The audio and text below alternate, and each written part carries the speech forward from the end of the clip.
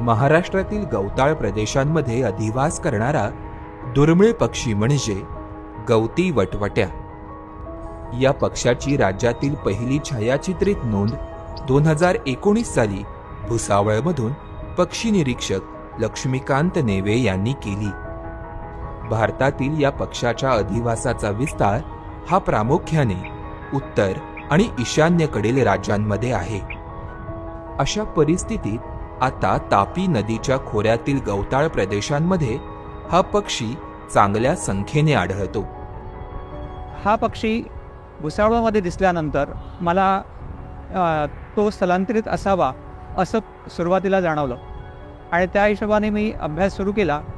तर पूर्ण 6-7 वर्षांच्या अभ्यासानंतर या पक्षाचे दर महिन्यातल्या दर आठवड्यातले रेकॉर्ड मला मिळायला लागले आणि यावर माझं ठाम मत झालं की हा पक्षी स्थलांतरित नाही, तर हा या ठिकाणी कायमस्वरूपी अधिवास निर्माण करून राहणारा पक्षी आहे।